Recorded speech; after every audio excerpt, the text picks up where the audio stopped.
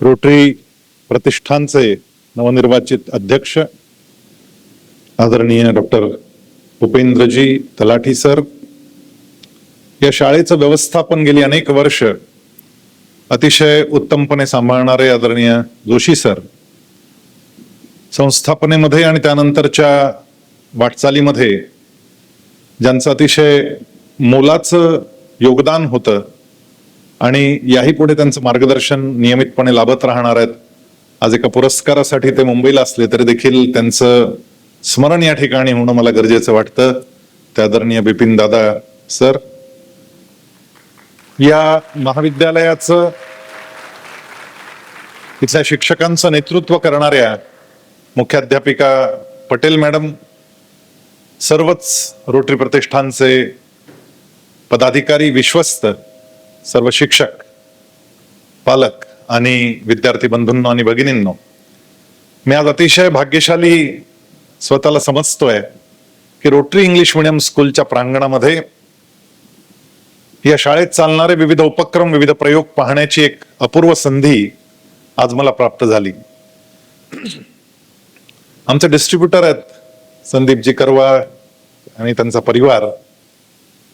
यावेळेस आमच्या distributor meeting मध्ये ते आलेले असताना मी त्यांना म्हणालो, तुमच्या खेडची रोटरी शाळा मला पाहायला यायचंय.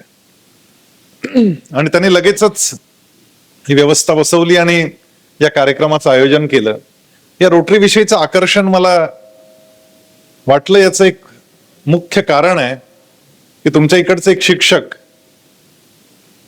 खोपकर सर हे आमच्या शाळेमध्ये योग शिक्षक म्हणून काम करतायत आणि जे जे काही योगाच्या संदर्भातलं माझ्या बाबतीत सांगितलं गेलं त्याच्यातही त्यांचा मोलाचा वाटा आहे. इथली मुलं आता अन्य शिक्षकांच्या, विशेषतः डॉक्टर आंबरे सरांच्या मार्गदर्शनाखाली शिकतायत आणि अनेक पारितोषिकं मिळवत आहेत.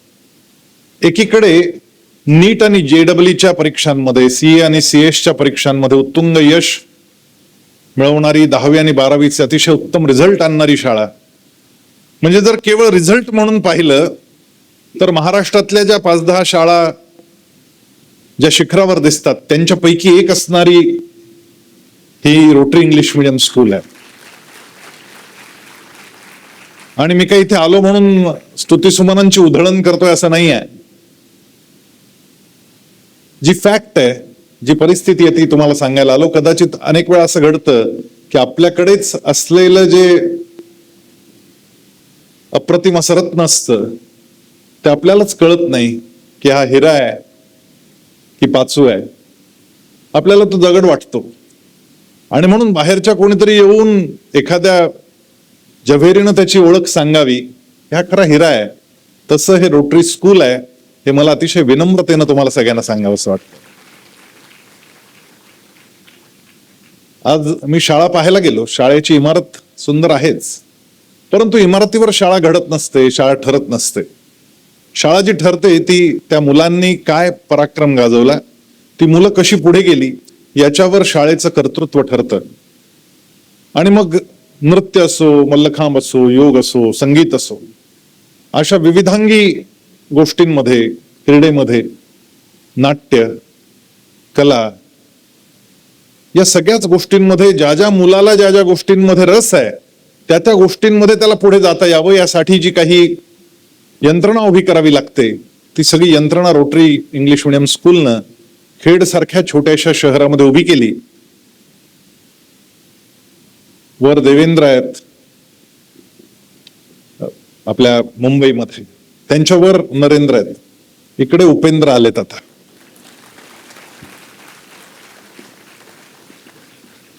त्यामुळे मोठं काम आता निश्चितपणे व्हावं आणि रोटरी इंग्लिश मीडियम स्कूल केवळ खेडपुरती मर्यादित न राहता त्यांनी महाराष्ट्रातल्या सगळ्या शाळांना मार्गदर्शन करावं आणि या शाळेच्या अनेक शाखा ठिकठिकाणी उभ्या व्हाव्यात अशा पद्धतीच्या शुभकामना, अपेक्षा व्यक्त करतो.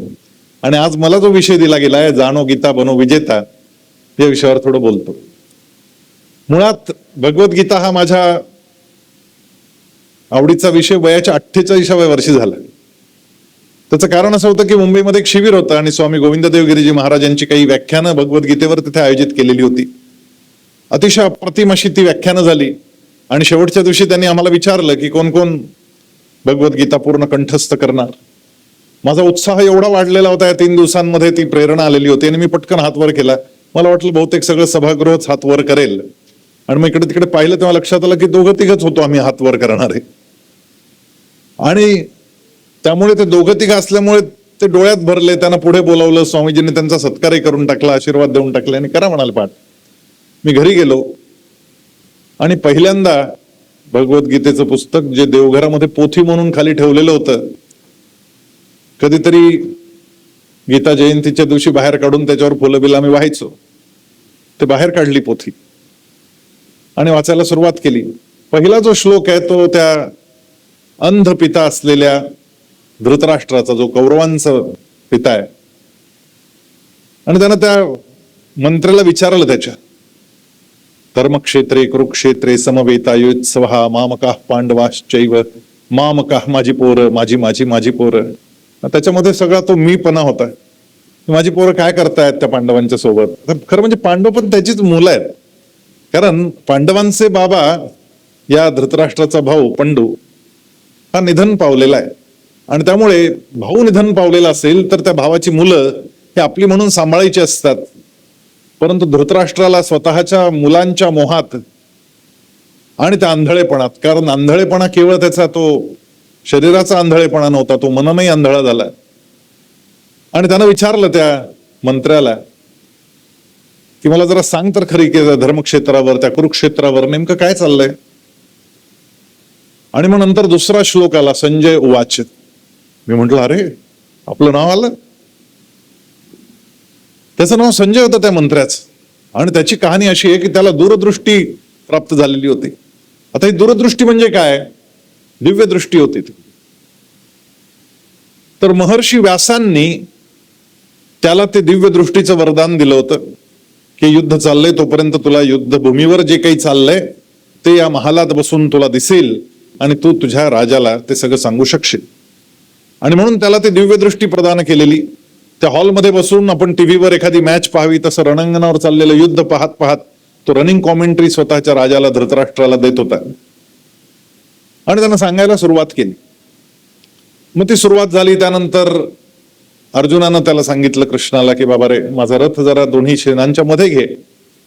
सेनयोर उभयोर मध्ये स्थापयित्वा रथोत्तमम. त्यानं मध्ये रथ स्थापन केला. आता कृष्णाला काही खरं गरज होती का अगदी तिथं जाण्याची, पण कृष्ण बेरक्या आहे, त्याला माहित होतं काय घडवायचं पुढे. आणि म्हणून बरोबर द्रोणाचार्य आणि पितामह भीष्म, ज्या दोघांवर या अर्जुनाचं अत्यंतिक प्रेम आहे, कारण वडिलांचं प्रेम न मिळालेला अर्जुन आपल्या आजोबाच्या अंगखांद्यावर खेळलेला आहे. ते पितामह भीष्म तिथे उभे आहेत, ते सेनापती आहेत कौरव सेनेचे. आणि ज्यांनी धनुष्यावर बाण कसा चढवायचा, प्रत्यंच्या कशी ताणायची हे शिकवलं, ते द्रोणाचार्य समोर उभे आहेत.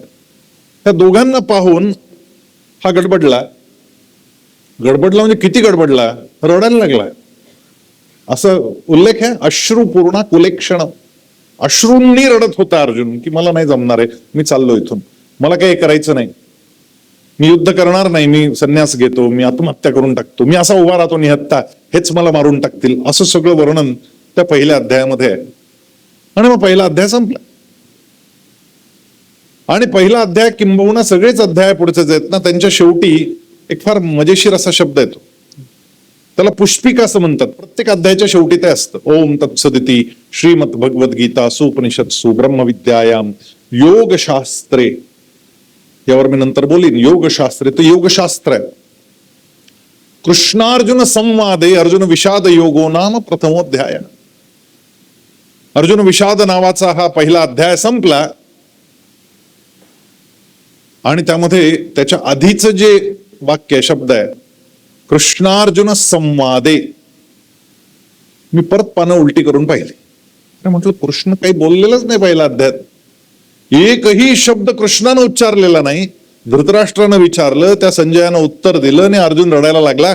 याचं सगळं वर्णन आहे, यामध्ये कृष्ण एक शब्द बोलत नाहीये. आणि तरी देखील कृष्णार्जुन संवादे असं का म्हटलं असेल. कृष्णाने एकही शब्द बोलला नाही तरी शब्द संवाद आहे. संवाद तर तेव्हाच घडतो ना जेव्हा दोघ जण बोलतात. आणि त्यामुळे मला विचार करायला भाग पडलं की हे असं कसं लिहिलं असेल. आणि विचारांती मला असं लक्षात आलं की ते असं नाही आहे. दोघ जण बोलतात तेव्हा संवाद घडेलच याची शाश्वती नसते. एक बोलतोय आणि दुसरा ऐकतोय असं जेव्हा घडतं तेव्हा खऱ्या अर्थानं संवाद घडतो. आणि तो संवाद तिथं घडला होता. अर्जुन रडत होता, बोलत होता, आणि कृष्ण एकचित्तानं ते सगळं ऐकत होता. जेव्हा एक बोलणारा आणि दुसरा ऐकणार असतो तिथे तो संवाद घडतो. आपल्या सगळ्या शाळांमधून आपल्या पालकांना खरं तर हीच गोष्ट महत्वाची समजावून सांगितली पाहिजे की हा जो संवाद आहे हा कुठे हरपतोय का, हा कुठे कमी पडतोय का. आज आपण नीट मध्ये उत्तुंग यश प्राप्त केलेल्या विद्यार्थ्यांचा या ठिकाणी सत्कार केला, परंतु याच देशामध्ये नीट परीक्षा रद्द झाल्यामुळे 22 मुलांनी आत्महत्या केल्या. याचा आम्ही विचार करणार आहोत की नाही. का बरं या आत्महत्या घडल्या असतील, काय घडलं असेल नेमकं. ते जे काही प्रेशर तयार झालं त्या मुलांच्या मनात, ते प्रेशर शेअर करता आलं नाही, कोणाला सांगता आलं नाही. ते जर सांगता आलं असतं तर ते प्रेशर कमी झालं असतं आणि मग विषय आत्महत्येपर्यंत गेला नसता. परंतु पालकांनी आपल्या अपेक्षांचं ओझं वाहणारे हमाल म्हणून मुलांकडे जर पाहायचं असेल, आणि मी हे करू शकलो नाही म्हणून तू ते करावंस, त्यासाठी आवश्यक तेवढे वाटेल तितके पैसे खर्च करायला आम्ही तयार आहोत, असं सांगून त्या मुलांना त्या चरकामध्ये पाठवायचं. त्या मुलाची ते करायची इच्छा आहे की नाही हे सुद्धा ऐकून घेण्याची मानसिकता नाही.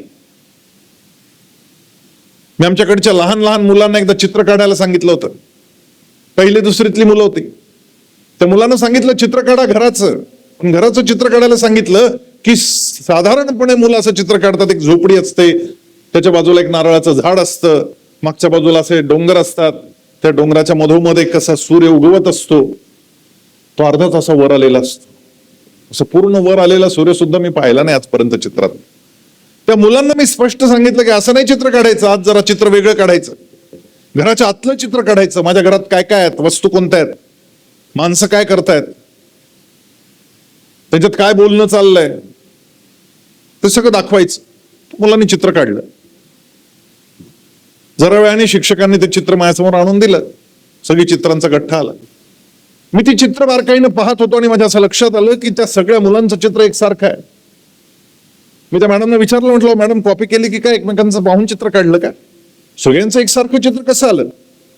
सगळ्याच मुलांचं चित्र म्हणजे एक सोफा ठेवलेला आहे, त्या सोफ्यावर इकडे आई बसली, इकडे बाबा बसले, इकडे दादा बसला, इकडे ताई बसली, चौघं मिळून टीव्ही पाहतात. सगळ्यांचं एकच चित्र. कॉपी झाली का.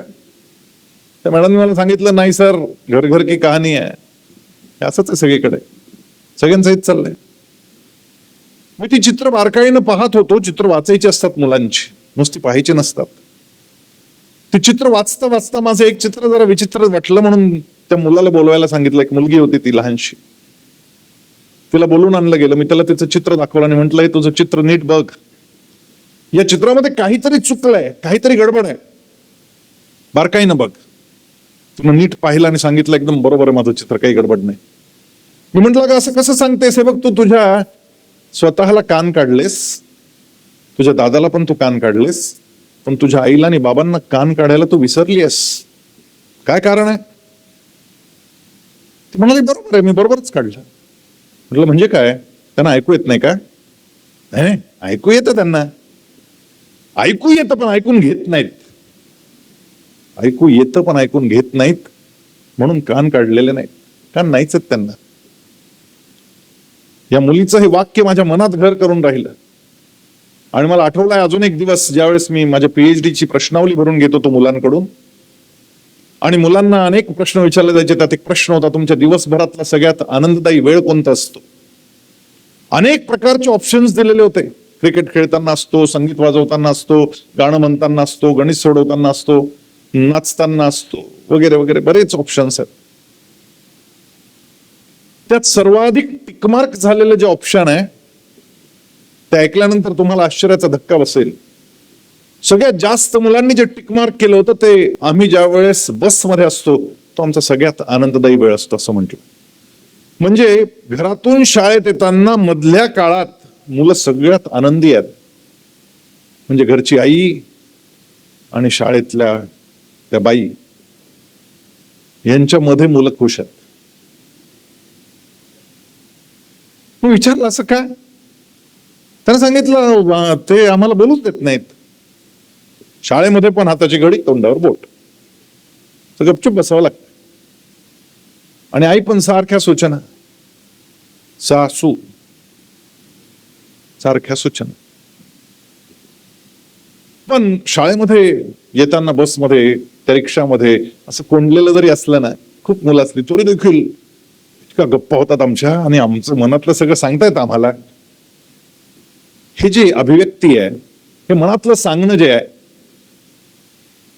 याचं मोल फार मोठं आहे. तो वेळ सगळ्यात जास्त आनंददायी वेळ असतो मुलांच्या जीवनातला. तो वेळ आम्ही निर्माण केलाय का? तो संवाद आमच्या घरामध्ये आलाय का? कृष्णार्जुन संवादे, हे फार महत्वाचं आहे. या संवादाचं महत्व अनन्य साधारण आहे. हा संवाद ज्या घरांमधून टिकून राहिला असेल, त्या घरांमध्ये संध्याकाळचा दिवा लावताना मगाशी म्हटलेली या ठिकाणी प्रार्थना, शुभम करोति कल्याणम आरोग्यम धन संपदाम, आरोग्यम धन संपदाम, फार महत्वाचं वाक्य. संध्याकाळी त्या दिव्याला सांगायचं, माझं आरोग्य नीट ठेव, हीच खरी धनसंपदा आहे. काय गरज आहे दिव्याला सांगायची, माझ्या मनाचं आरोग्य नीट ठेव? माझ्या आतमध्ये जे रीळ पिंगा घालतायत ना त्या मोबाईलवरचे, एकदा सुरू झाले की थांबतच नाही. आणि त्यामुळे जे अस्थिर वातावरण मनात निर्माण झालं, शाळेमध्ये 4वी, 5वी, 6वीच्या मुलांमध्ये ती नकारात्मकता दिसायला लागली. ते मनाचं आरोग्य सर्वात महत्वाचं आरोग्य आहे. आरोग्यम धन संपदाम, त्यापेक्षा दुसरं मोठं धन नाही. शत्रुबुद्धी विनाशाय, तेही किती महत्वाचं आहे. शत्रुबुद्धी विनाशाय, शत्रू विनाशाय असं नाही म्हटलं. शत्रुत्वाची माझ्या डोक्यात असणारी जी बुद्धी आहे, माझी शत्रुत्वाची बुद्धी, तिचा विनाश होऊन जाऊ दे. दीपक ज्योतिर्नमोस्तुते, आणि म्हणून दिव्या तुझ्या ज्योतीला नमस्कार आहे माझा. ही जी सकारात्मकता आहे ती त्या संवादातून निर्माण झाली पाहिजे. ज्या घरामध्ये भजन आणि भोजन सोबत होत असं म्हणतात, त्या घरामध्ये ती सकारात्मकता आपोआप येते. आणि म्हणून संध्याकाळी दिवा लावण्याचा जो विषय आहे ना, तो सोबत बसून लावण्याचा आहे. आणि मग सोबत सगळ्यांनी मिळून जेवायचं आणि गप्पा मारायच्या, आणि त्या गप्पा सकारात्मक असल्या पाहिजे. श्री कृष्णार्जुन संवादे, माझ्याच घरातल्या कृष्णाबरोबर माझ्या घरातल्या अर्जुनाचा संवाद घडला पाहिजे. त्यावेळेस त्याला जे ऐकवायचं ते ऐकू द्यायला पाहिजे. मुलं येतात घरी अशी नाचत गात, लहान लहान मुलं, प्री प्रायमरी मधली, 1ली 2रीतली, आपलं जडसं दप्तर घरात आल्या आल्या कुठेतरी टाकतात, चपला इकडे तिकडे. त्या आईला काहीतरी सांगायचं असतं, तिला प्रचंड काहीतरी, त्याने वेगळा पक्षी पाहिलेला असतो, त्या पक्षाबद्दल काहीतरी सांगायचं असतं. शाळेत काहीतरी वेगळंच घडलेलं असतं, टीचरनं काहीतरी वेगळं सांगितलेलं असतं, दाखवलेलं असतं. त्याची प्रचंड उत्सुकता, आणि आपल्या आई बरोबर ते शेअर करायचं असतं. आणि म्हणून तसा नाचत आईकडे येतो, आई आई आई पहिले चप्पल नीट कर. संपला संवाद, तिथेच एंड होतो. नंतर होईल ना चप्पल नीट, बसा ना खाली, द्या ना आलिंगन, त्याला सांगत त्याला काय सांगायचं ते, छान स्माइल तर करा. आल्या आल्या एकदम डोळे वटारून चपला नीट कर, काही गरज आहे का? नंतर सांगता येईल, केलंच पाहिजे, चपला नीट ठेवल्या पाहिजे, याबद्दल माझं दुमत नाही आहे. पण ते एकदम असं आल्या आल्या एकदम तलवारी बाहेर काढायच्या, याची काही आवश्यकता आहे का? ज्या वेळेस त्या दुसऱ्या अध्यायामध्ये कृष्ण बोलायला सुरुवात करतो, त्यावेळेस एक फार मोठी गमतीशीर गोष्ट आहे. म्हणजे दुसऱ्या अध्यायाच्या 2ऱ्या श्लोकात कृष्ण बोलायला सुरुवात करतो, आणि 3ऱ्या श्लोकामध्ये भयंकर शिव्या देतो अर्जुनाला, आपल्या प्राणप्रिय मित्राला. क्लैब्यम पार्थ नाही तत्त्वयुपपद्यते क्षुद्रम हृदय दौर्बल्यम तत्त्वोत्तिष्ठ परंतप, असं ते श्लोक आहे. त्यात क्लैब्य शब्दाचा अर्थ नपुंसक असा आहे. क्लैब्य म्हणजे नपुंसक. तुला हे असलं नपुंसकत्व शोभत नाही. क्लैब्यम मास्मगम पार्थ नाही तत्त्वयुपपद्यते, तुला हे शोभत नाही. क्षुद्रम हृदय दौर्बल्यम, तुझं हे क्षुद्र हृदय दौर्बल्य त्यक्त्व म्हणजे त्याग कर, त्याचं सोडून दे. उत्तिष्ठ परंतप, आणि उभा राहा. असं खणखणीत वाजवलंय हो कृष्णानं. मला तर वाटलं बहुतेक चिडला. स्वाभाविक आहे चिडणं, कारण ज्याच्या भरोशावर इथं आलो, इकडे 11 औक्षोहिणी सेना, इकडे 7 औक्षोहिणी सेना, मोठ्या मुश्किलीनं गोळा केली सगळी सेना. पण अर्जुन आहे म्हणून सगळ्यांचा धीर होता. 11 औक्षोहिणी कौरवांची सेना असताना सुद्धा 7 औक्षोहिणी असलेले पांडव हे कर्तृत्वात मोठे दिसत होते. आणि त्यातला सगळ्यात कर्तृत्व संपन्न असा तो अर्जुन, तो गलितगात्र झाला, तो मोहग्रस्त झाला, तो खाली बसला. रथोपस्थ उपाभिषत, रथाच्या खाली बसलाय तो रथात. आणि कृष्ण त्याला शिवाय घालतोय, क्लैब्यम मास्मग्धम. विचार करा काय, म्हणजे मी अनेक वर्ष हा शोध घेत होतो की आपल्याला कायम हसणारा माणूस कुठे सापडेल का. कायम स्माइलिंग, ऑलवेज स्माइलिंग. आजूबाजूला पहा, आपल्या घरामध्ये, घराच्या आजूबाजूला, शाळेमध्ये, वर्गामध्ये कायम हसणारा माणूस कोणी दिसतो का. मला दिसायचंच नाही असा कोणी. एकदा मी आमच्या शिर्डीच्या विमानतळावरून, मी माझं सासूरवाडी दिल्लीला आहे, मी आणि माझी बायको आम्ही दोघे दिल्लीला निघालो होतो. विमानात बसलो आणि विमानात बसल्यानंतर मला एकदम साक्षात्कार झाल्यासारखं मी माझ्या बायकोला म्हणालो, अगे मी नाही का शोध घेत होतो. आणि कसला म्हटलं, मी हसणारा माणूस. हा म्हणे, मग काय. म्हटलं सापडलं. आणि कुठे. म्हटलं ती एअर होस्टेस.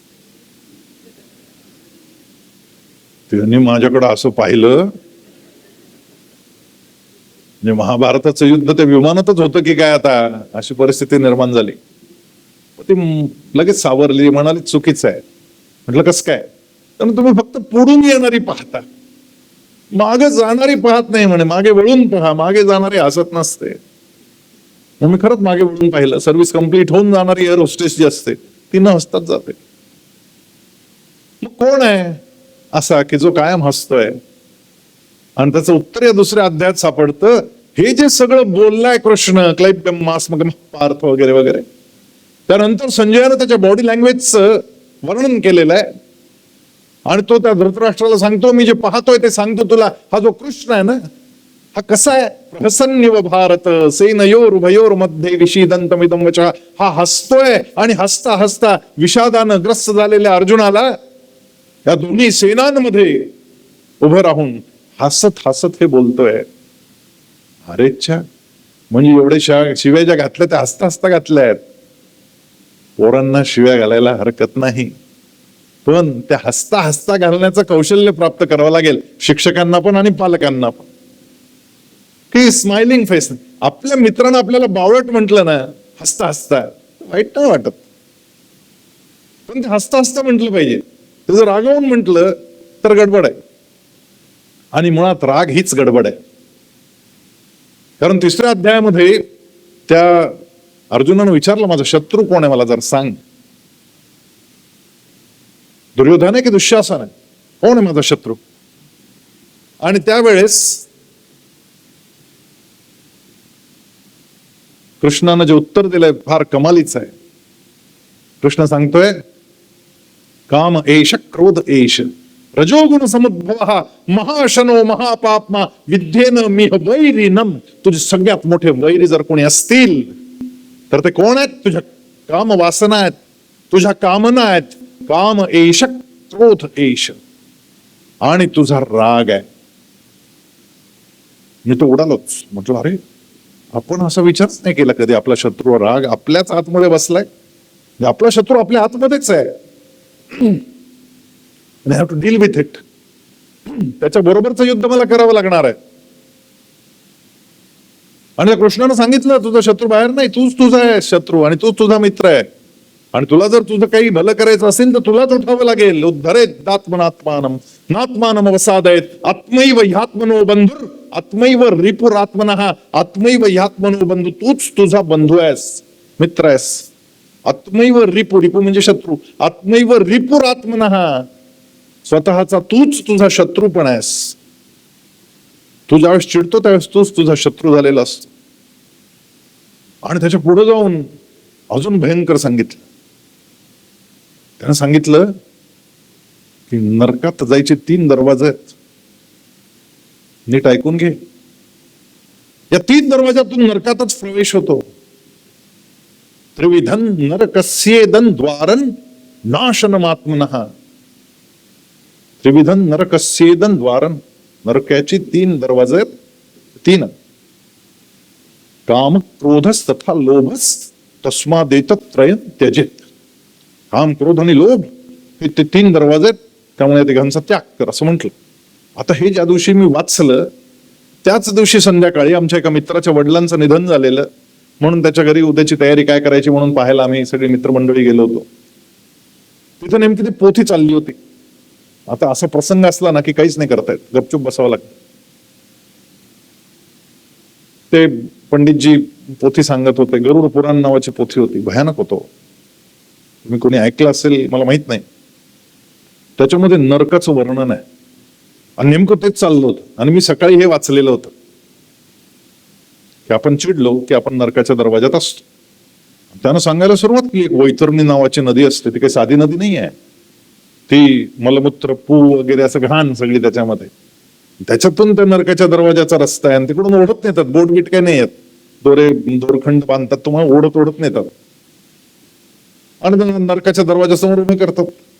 तिथे 2 काळे कभिन्न यमदूत तुमची वाट पाहत असतात. तुम्हाला पाहून ते विकट हास्य करतात आणि त्यांच्या तळपत्या तलवारी ते खडग असे उंचावतात, नाचत असतात, तुमची वाट पाहत असतात.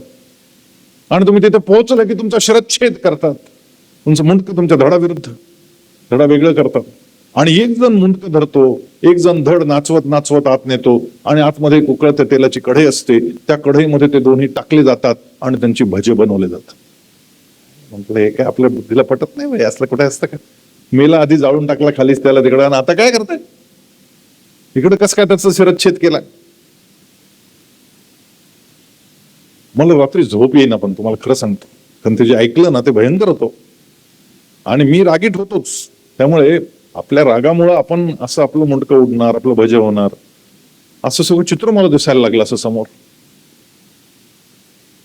12-12:30चा सुमार मला झोपच येईन आणि 12 वाजता मला विचार मनात आला, हे मेल्यानंतरच नाही बोलत आहेत, हे मरायच्या आधीच आहे. कारण जेव्हा आपण रागावलेलो असतो त्यावेळेस आपला चेहरा लालबुंद झालेला असतो आणि आपण विचार विवेकहीन झालेलो असतो, विवेक सोडून दिलेला असतो. विवेकहीन विचारहीन होणं आणि भडा भडा भडा भडा राग उद्विग्नतेनं बाहेर काढणं, यामध्ये डोक्याचा वापर आपण करत नाही. म्हणजे आपल्याला त्यावेळेस डोकं नसतं, म्हणजेच आपला शिरच्छेद झालेला असतो. आपल्याला डोकं नसतं त्यावेळेस. आणि मग उकळत्या तेलाची कढई बाहेर नाही आहे, आतच रक्त उसळायला लागतं, तीच तेलाची कढई आहे, त्याच्यातच आपण बुडतो. आणि मग आरशात पाहावं, आपला चेहरा लालबुंद दिसतो. चेहरा लालबुंद म्हणजे आपल्या चेहऱ्याचं भज झालेलं असतं, भज झालेलं असतं चेहऱ्याचं. हे मेल्यानंतरच नाहीच बोलत आहे, हे जिवंतपणे जेव्हा जेव्हा राग येईल. मग शिक्षकांनी, मुलांनी, पालकांनी, सगळ्यांनीच, मुलांनी सुद्धा बरं हा विचार केला पाहिजे की मी किती पटकन प्रतिक्रिया देतो, किती पटकन मी उद्विग्न होतो, किती पटकन आम्ही चिडतो, रागावतो. एक खेळ खेळून पाहूया जरा. मी इथं बसल्या बसल्या खेळ घेतो तुमचा, कारण रोटरी इंग्लिश मिडियम स्कूलमध्ये खेळ नाही घेतला तर मजा नाही. मी 1, 2, 3 म्हणेन. 3 म्हटलं रे म्हटलं की तुम्ही एक टाळी वाजवायची, एकच टाळी, खणखणीत आवाज आला पाहिजे. रेडी? असे हात तयार ठेवायचे सगळ्यांनी, मुलांनी, पालकांनी, शिक्षकांनी, सगळ्यांनी. रेडी? काय गाई हो, मी असं म्हटलंय की मी 1, 2, 3 म्हणेन, मग तुम्ही एक टाळी वाजवायची. मी रेडी म्हणतो टाळ्या वाजवताय तुम्ही, असं नाही. थांबा थांबा जरा, गडबड नाही करायची. 3 म्हटल्यावर टाळी ऐकू आली पाहिजे. Are you ready? हा, 3 म्हटलं, 3 ऐकू आलं की टाळी. रेडी?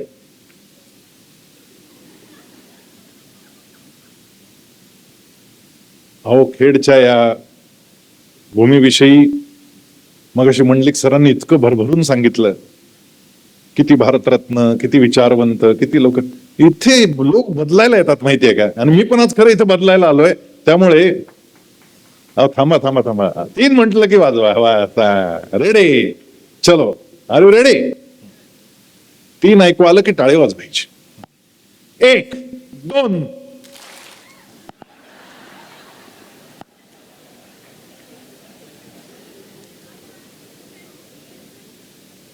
गडबड नाही करायची. आपल्याला घाई फार असते प्रत्येक वेळी, एकदाच पटापट आवरा, काम फार आहेत. नाही, आज थोडं सावकाश. 3 ऐकू आलं की मगच टाळी वाजणार. मनाचा निश्चय पक्का पाहिजे. रेडी, तयार. 3 ऐकू आलं की वाजव. हा, आपल्या रोटरी इंग्लिश मिडियम स्कूलची, आपल्या खेडची, आपल्या कोकणाची आन बान शान तुमच्या हाती आहे. गडबड करू नका, तयार राहा. रेडी, 1 2. खेडवाल्यांनी नाही वाजवली, दापोलीवाल्यांनी वाजवली असेल.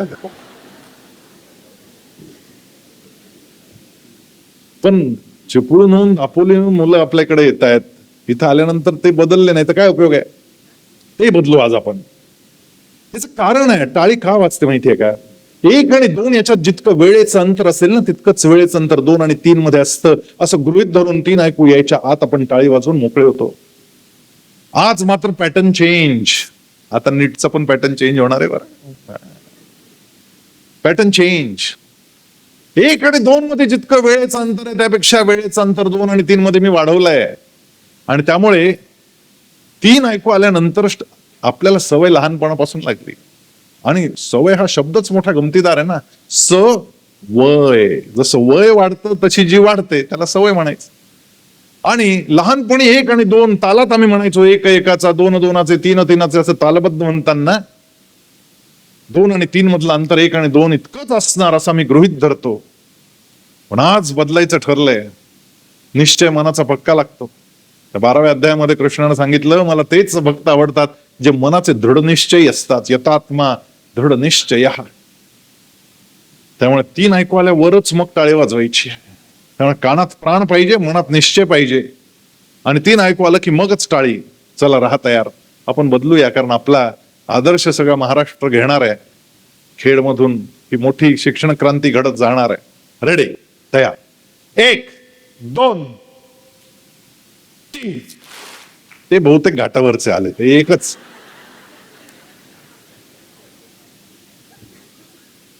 जमलं की नाही? ठरलं की जमत. माझं 3 म्हणणं ही माझी क्रिया होती आणि तुमची टाळी ही त्याच्यावर वाजणारी प्रतिक्रिया होती. आधी ती वाजत होती याचं कारण होतं, क्रियांच्या आधीच प्रतिक्रिया द्यायची आम्हाला सवय लागलेली होती. पण आज ते बदलायचं ठरवलं की क्रियेच्या आधी नाही प्रतिक्रिया द्यायची. आणि मुळात प्रतिक्रिया द्यायच्याच कशाला? रिॲक्ट व्हायचंच नाहीये, रिस्पॉन्स द्यायचा आहे, रिॲक्ट नाही व्हायचं. आणि म्हणून मुलांनी पालकांवर, पालकांनी मुलांवर, शिक्षकांनी मुलांवर, मुलांनी शिक्षकांवर हे रिएक्शन टाळावे लागतील. प्रहसन्निव भारत, कीप स्माइलिंग. आणि चेहऱ्यावर हे स्मितहास्य ठेवत ठेवत आपल्याला याच्यावर कंट्रोल करावा लागेल. आणि मला वाटतं हे जे इमोशनल कोशंट आहे ना, हा सगळ्यात मोठा शिक्षणाचा भाग आता बनवावा लागणार आहे.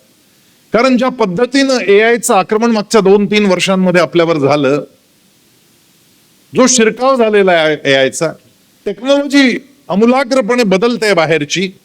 अशा बदलणाऱ्या परिस्थितीमध्ये आपल्या मुलांचं लॉन्चिंग आपल्याला 5-7 वर्षात करायचं आहे. ते करत असताना मुलांच्या विचार करण्याची धाटणी मला बदलावी लागेल, पद्धती बदलाव्या लागतील, काही नवीन स्किल्स त्यांना द्यावे लागतील. त्यातलं सगळ्यात महत्वाचं जर काही स्किल असेल तर ते हे की मला चौकटीच्या बाहेर विचार करता आला पाहिजे आणि मला माझ्या प्रतिक्रिया संयत ठेवता आल्या पाहिजे. मी रिएक्टिव्ह होणार नाही, मी रिस्पॉन्सिबल होईल, मी रिस्पॉन्स देईल, पण रिॲक्ट नाही करणार. जी जेन्सी गोळा झाली दिल्लीमध्ये, ते आंदोलन उत्तम झालं, त्याचा निष्कर्ष उत्तम निघाला, परंतु ती जी भाषा होती त्या जेन्झीची ती मात्र अस्वीकार्य होती. ती कोणालाही मान्य होणार नाही अशा पद्धतीची भाषा काही मुलांनी वापरली. ती भाषा उद्वेगापोटी होती. तो उद्वेग जो होता ती त्यांची रिॲक्शन होती. ती रिॲक्शन ज्यांना ज्यांना स्वतःच्या कंट्रोलमध्ये आणता, आपला रिमोट कंट्रोल दुसऱ्याच्या हाती नाही द्यायचं. मी काही टीव्ही नाही आहे की तू बटन दाबाने मी चॅनल बदलतो, नाही. दुसऱ्यांनी बटन दाबावेत आणि माझ्या मनाचा उद्वेग व्हावा असं घडता कामा नये. माझा रिमोट कंट्रोल मला माझ्या हातात घेता आला पाहिजे. यासाठी काही ट्रेनिंग आम्हाला शाळांमधून द्यावं लागेल. आणि त्यामुळे रिॲक्शन देण्यापूर्वी क्षणभर विचार करायचा आणि रिॲक्शनला रिस्पॉन्स मध्ये बदलायचं. एखादी घटना घडली की थोडा श्वास घ्यायचा आणि तो श्वास घेतल्यानंतर विचार करून मग उत्तर द्यायचं. हे स्किल आपल्याला मुलांमध्ये निर्माण करावं लागेल. आणि म्हणून शाळांमधून एक मोहीम राबवावी लागेल आपल्याला. वर्गांमधून आपल्याला काही उपक्रम राबवावे लागतील. की अशा अनेक घटना आपल्या आजूबाजूला घडत असतात ज्यात आपण उद्विग्न होतो. पण वाङ्मयीन तप, 3 प्रकारचे तप सांगितले: मनाचं तप, शरीराचं तप आणि वाणीचं तप 17व्या अध्यायामध्ये सांगितलं. वाणीच्या तपात भगवान श्रीकृष्ण सांगतात, अनुद्वेगकरम वाक्यम सत्यम प्रिय हितंचयत स्वाध्यायाभ्यसनंचैव वाङ्मयं तप उच्यते. अनुद्वेगकरम वाक्यम, माझं वाक्य कसं असलं पाहिजे? अनुद्वेगकर, माझ्या वाक्यांमुळे इतरांचा उद्वेग होणार नाही मनाचा, अशी वाक्य मला बोलली पाहिजे. ही सत्यता असलीच पाहिजे, पण ती प्रिय असली पाहिजे. सत्यम प्रिय हितंचयत. मी तर बोलणार, मी स्पष्ट वक्ता आहे. अरे आहे बाबा तू स्पष्ट वक्ता, तू खरंच बोल, तू काही खोटं बोलू नकोस, पण तुझ्या प्रत्येक शब्दाला शर्करावर गुंठित करून तुला ठेवता आलं पाहिजे. अनुद्वेगकरम वाक्यम सत्यम प्रिय, ते प्रिय करून सांगता आलं पाहिजे. आणि ते हितकारी असेल तर सांगावं, नाही तर गपचूप बसून घ्यावं. त्यात कोणाचंच हित नाही, फक्त मला सांगायचं म्हणून मी सांगणार, शिवाय घालणार नाही. थांबा, ब्रेक लावा. हा मनाचा जो ब्रेक आहे, थांबण्याची जी कला आहे, फार महत्वाची कला आहे. आणि हे करायला अगदी सोपं तंत्र भगवान श्रीकृष्णानं शिकवलं. 5व्या आणि 6व्या अध्यायामध्ये याचे मंत्र येतात. ते श्लोक म्हणजे मंत्रच आहेत. कसं बसावं हे सुद्धा शिकवलंय. खरं तर शाळेतल्या मुलांना कसं बसावं इथपासून शिक्षणाची सुरुवात झाली पाहिजे. त्यानं सांगितलं, समम काय शिरोग्रीवन धारयन्न चलम स्थिरम. समम काय शिरोग्रीवन, माझी काया म्हणजे पाठीचा मनका, शिर म्हणजे माझं मस्तक, आणि ग्रीवा म्हणजे माझी मान. या 3 गोष्टी एका सरळ रेषेत आल्या पाहिजे. म्हणजे माझे खांदे, माझे कान एका सरळ रेषेत राहिले पाहिजे. असं बसता आलं पाहिजे. म्हणजे कुबड काढून बसायचं नाही. पण शिक्षक सांगतात तो ताट बसा, ताट बसा, पण आपल्याला 2 मिनिटं ताट बसलं की कळ लागतं आणि परत आपण पहिल्यासारखे होतो. आपला सगळ्यांचा अनुभव आहे. पण भगवद्गीतेमध्ये जे मंत्र सांगितले त्याचं प्रॅक्टिकल करून पाहिलं ना की चेंज व्हायला होतं. आता उद्या रोटरी स्कूलमध्ये घडलं पाहिजे. सोमवारी मुलं आली शाळेमध्ये की त्यांना बसायचं शिकवू आपण सगळ्यात आधी. कसं बसवायचं मुलांना? तर बेंच असतो तो सरळ, बाकडं सरळ असतं. मुळात आत्ता ज्या चेअर्स मध्ये तुम्ही बसला त्या बकेट चेअर्स आहेत, त्यामध्ये आपण आत घुसतो. त्या चेअर्स बसायला उपयुक्त नाही आहेत. ते रिलॅक्सिंग असतील पण पाठीला दुखणं निर्माण करणार आहेत. आपल्या घरातली पण जी अभ्यासाची खुर्ची आहे ती बकेटची खुर्ची नसावी, ती सरळ फ्लॅट असली पाहिजे. त्याच्यावर एखादं आसन टाका आणि बुडावर न बसता आपल्या मांडीच्या हाडावर, म्हणजे आपल्या माकड हाडाच्या खालचं जे मांडीचं हाड आहे त्यावर आपल्या अप्पर बॉडीचं, आपल्या वरच्या शरीराचं वजन पूर्ण टाकायचं, बुड मागे सरकून बसायचं. हे योगिक बसणं आहे. कांबरे सर उद्या शिकवा असेंब्लीमध्येच मुलांनी कसं बसायचं आणि विशिष्ट बेंचवर खुर्चीत बसताना कसं बसायचं. आपलं बुड वर असलं पाहिजे आणि आपला संपूर्ण भार आपल्या मांडीच्या हाडावर टाकला की आपण सरळ बसतो, पाठीचा कणा सरळ होऊन जातो. हे का सरळ बसायचं यासाठी सगळी योगासनं सांगितली. मुळात भगवद्गीता हे योगशास्त्र आहे. संपूर्ण 18 अध्याय, प्रत्येक अध्यायाला एका योगाचं नाव दिलेलं आहे. आणि रोटरीमध्ये इतके छान योगासनं मुलं करतायत. मी आज पाहून आलो, अप्रतिम दर्जाची योगासनं करणारी मुलं आणि अनेक बक्षिसं आणणारी मुलं या शाळेत. कसं बसायचं? तर हे असं ताठ बसायचं. ताठ बसल्यावर काय होतं? माझा डायफ्राम खाली जातो. हा डायफ्राम खाली गेला की काय होतं? माझ्या फुफ्फुसांना फुलायला जास्त जागा मिळते. माझ्या फुफ्फुसांना फुलायला जास्त जागा मिळाली की काय घडतं? मला मोठा श्वास घेता येतो. त्या कृष्णानं पुढच्या 6व्या अध्यायामध्ये आत्मसंयमन योग त्यामध्ये सांगितलंय, प्राणापान समौ कृत्वा. प्राण आणि अपान याला समान करण्याचं टेक्निक तू आत्मसात कर. प्राण म्हणजे बाहेर जाणारा श्वास आहे, अपान म्हणजे आत जाणारा श्वास आहे. तो बाहेर जाणारा श्वास आणि आत जाणारा श्वास याला समान करण्याचं टेक्निक शिक. किती सोपं आहे, काय अवघड आहे काय याच्यात? काय नाही, ताड बसायचं, 1 2 3 4 5 मनात म्हणायचं, त्यावेळेस श्वास आत गेला पाहिजे. मग 1 2 3 4 मनात म्हणायचं, श्वास बाहेर आला पाहिजे. झालं, प्राण आणि आपण समान झाले. काहीच काय रॉकेट टेक्नॉलॉजी नाही आहे. पण केवळ 10 वेळा हे केलं की तुमचं मन समत्वाला प्राप्त होतं. समत्वम योग उच्चते, दुसऱ्या अध्यायात योगाची जी व्याख्या आहे त्याच्यातच हे म्हटलंय, समत्वम योग उच्चते. तुमचं मन आणि बुद्धी तुमची एकत्र एकाग्र होते. मन आणि बुद्धी एकाग्र होणं म्हणजेच योग आहे. युज म्हणजे जोडणं, बेरीज करणं. कशाची बेरीज करणं? मनाची आणि बुद्धीची, शरीराची बेरीज करणं. वर्गात काय होतं, शिक्षक शिकवतोय, पोराचं डोकं तिथे आहे, पण मन मात्र भरकटत भरकटत घरी गेलं, मित्रांमध्ये गेलं, इकडे तिकडे उडालं, प्रचंड वेगानं ते फिरतं. जर मन बाहेर गेलेलं असेल आणि केवळ बुद्धी माझी बेंचवर बसलेली असेल तर ते मला आत्मसात होत नाही, शक्यच नाही. जे काही वर्गात चाललंय ते मला दिसेल पण माझा आत्मसात नाही होणार, कारण मन घरी गेलंय. आता मन आणि बुद्धी एकत्र आणून बसवायची आहे. मय्य अर्पित मनोबुद्धीर मामे वैश्यत्य संशयम. जो मन आणि बुद्धी दोन्ही एकत्र करून आणून ठेवील त्याला मी म्हणजे यश मिळणार निश्चित. आता हे करण्याचं साधं सोपं टेक्निक आहे, ताड बसायचं आणि प्राणापानो समकृत्वा, 5 काउंटला श्वास आत, 5 काउंटला श्वास बाहेर. हे जर रोज करून घेतलं तर काय घडतं? तुमच्या दोन्ही नाड्या उघड्या होतात, तुमचे दोन्ही मेंदू उघडले जातात, तुमचं कॉन्सन्ट्रेशन वाढतं, तुमची ग्रास्पिंग पॉवर वाढते, तुमची स्मरणशक्ती वाढते, मुलांचा रिझल्ट वाढतो. 10.33% ऍव्हरेज रिझल्ट मध्ये वाढ होते. आणि मुलांचं भय कमी होतं, परीक्षेचं भय, एक्झाम फोबिया. रिझल्ट गडबडतो का काही मुलांचा? कारण त्या परीक्षेच्या हॉलमध्ये गेल्यानंतर पहिली 5 मिनिटं त्या दडपणाखाली, त्या टेन्शन मध्ये त्याचा श्वास फुलतो. का फुलतो तो श्वास? कारण दडपण आलं, भीती वाटली. त्या भीतीमुळे काय घडलं तर तुमच्या मेंदूची ऑक्सिजन लेवल ड्रॉपडाऊन झाली. कोरोनामध्ये ते ऑक्सिजन मीटर आणले होते ना, ऑक्सिमीटर, त्याच्या बोटाला लावायचे, त्याच्यावर कळायचं. पहा, त्याचे सेल आता डाऊन झाले असतील, ते ड्रॉवर मध्ये आहे पण ठेवलंय. सेल डाऊन, 5 रुपयाचा सेल मिळतो, घेऊन या आणि पहा करून प्रयोग. हे इथं लावायचं, ताड बसायचं, 10 वेळा खालीवर श्वास करायचे, इक्वल करायचे, ताड बसून लगेच 99 ला पोहोचते ती ऑक्सिजन लेवल. तुमच्या मेंदूची ऑक्सिजन लेवल ही तुमच्या एक्झाम फोबियामुळे जी खाली ड्रॉपडाऊन झालेली असते ती पुन्हा भरून काढण्यासाठी तुम्हाला श्वास लागतो. कुत्र अंगावर आलं, न पळता देखील धाप लागते. का लागते? कारण ऑक्सिजन लेवल इथली कमी झालेली असते आणि म्हणून धाप लागते ती भरून काढण्यासाठी.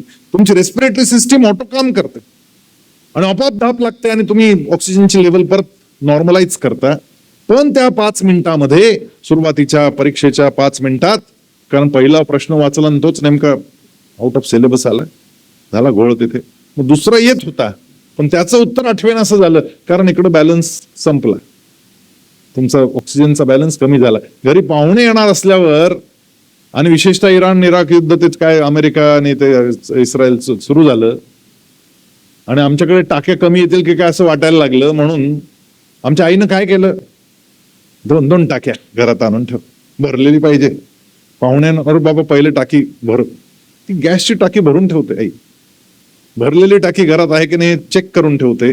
तसं परीक्षेचा पाहुणा, परीक्षेमध्ये तो टेन्शन नावाचा पाहुणा येणार आहे, त्याला हाताळायचं आहे. परीक्षेच्या आधी ताट बसून हे खालीवर 10 वेळा करा, हे शिकवा मुलांना आणि अमेझिंग रिझल्ट मिळतात, कमालीचे.